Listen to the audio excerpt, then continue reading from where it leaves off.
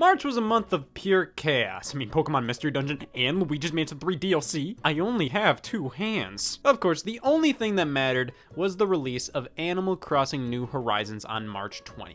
After 100 hours, I got bored.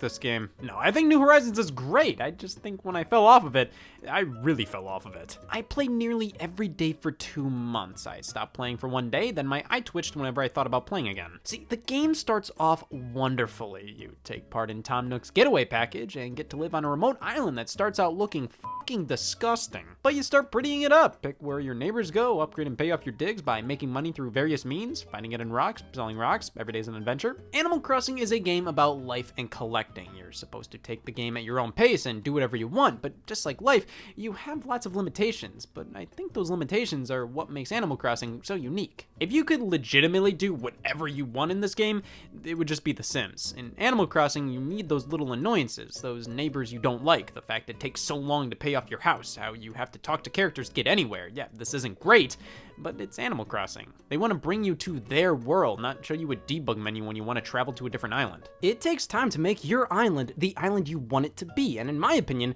that makes Animal Crossing Animal Crossing. Collecting fish and bugs and fossils is a lot of fun, donating them to the museum and seeing everything fill out, making friends with digital goats. It's hard to describe Animal Crossing and make it sound fun because it's not. But I think the idea of collecting all these different items and constantly working towards something makes it a rewarding and addictive experience. This is my town. I built it this way and it's just as optimistically pathetic as I always wanted it to be. Now, this is all nothing new when it comes to Animal Crossing. This is par for the course. New Horizons is set up slightly differently. It's more focused on grinding. You need to take this island and build it up to what you want it to be rather than showing up to a town that already exists and settling down there like in previous entries. You have to really make the most out of your surroundings and constantly pick up supplies and materials to craft items, which is a new mechanic. You have all these DIY recipes you can collect, which then tells you the quantity of what materials you need to craft new items. It's kind of a cute idea, but the way it's implemented more so annoys me now. Whenever a character would give me a special thing and it turned out to be a DIY recipe, that's I think I'd rather have all the recipes available to me from the get-go rather than having to unlock most of them. What's the fun in getting a recipe card? Oh, thanks for this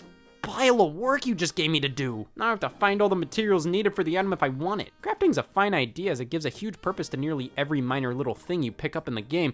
I just feel like it's implemented in a way that almost makes me resent it. Because on top of that, your tools, axe, net, fishing pole, these can all break after a certain amount of time due to the crafting mechanic. They want you to keep crafting stuff, so let's force you to constantly craft new equipment due to your equipment breaking all the time. This is just annoying. It's not like in Breath of the Wild when your weapons break. That makes sense. It's to force you to improvise and constantly try new weapons. Here, it's just to waste my time to get me to use some new gimmick, which I honestly barely use. If my axe breaks, I'm just gonna go whatever. I'd rather go to the store and buy a new one rather than gather materials to craft one for free. There's a Nook Miles program at play here, which gives you points you can exchange for certain items by doing whatever. If you collect a certain amount of fruit or sell a certain amount of items, you get Nook Miles, and I love this addition. It gives purpose and incentive to the smallest things you do, which Animal Crossing involves a lot of smallest things. The well does run dry after a while, though. Nook Miles are a lot more fun at the start of the game as you're constantly making progress, and it's super satisfying.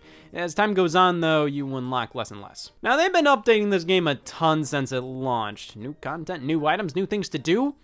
But oh my god, Nintendo, stop doing this. Come on, Nintendo, just do what the 23-year-old white boy said. I'm not a fan of how Nintendo will launch a game with minimal content just to end up releasing free updates to reach the quota of what's acceptable. Mario Tennis Aces, Kirby Star Allies, ARMS, Splatoon 1 and Splatoon 2, all these games released with, honestly, not enough content, so they basically hide the fact they're finishing the game by saying, you're getting free updates. Holy shit, that's a steal, I'll buy 9 copies! New Horizons launched with a fair amount of content, but so much was missing. You compare New Horizons to New Leaf on the 3DS, and it's crazy how much stuff New Leaf had in comparison at launch. And then they acted like adding deep sea diving and the ability to visit others' islands via the Dream Suite to the game in July was like, wow, we're really putting the cherry on the top of this complete sundae. First off, no. These are features that were there since day one in New Leaf, and pretty much all of these updates Nintendo is doing to New Horizons is adding back stuff that's been in Animal Crossing before, no new stuff. Secondly, I fell off of New Horizons in early June, and it's really hard to go back, especially with the updates. You'd think the updates would incentivize me, but no. Honestly, I'm terrified of opening this game. They've added so much, I'm worried about missing something they added or being overwhelmed with how much they added. But my main problem with these free update games,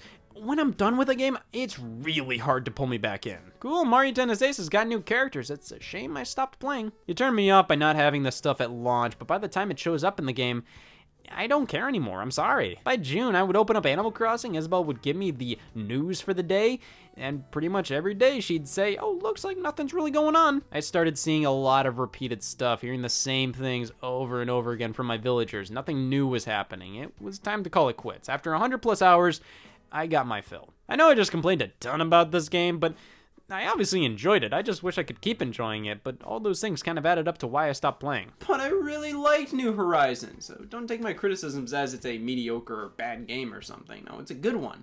It's just when you really care about something, you want to see it be the best it can be. Plus, I think Animal Crossing fans all hate Animal Crossing to some extent. Had a great time with New Horizons. Don't care for how they're doing updates. Holy f***, this game is pretty.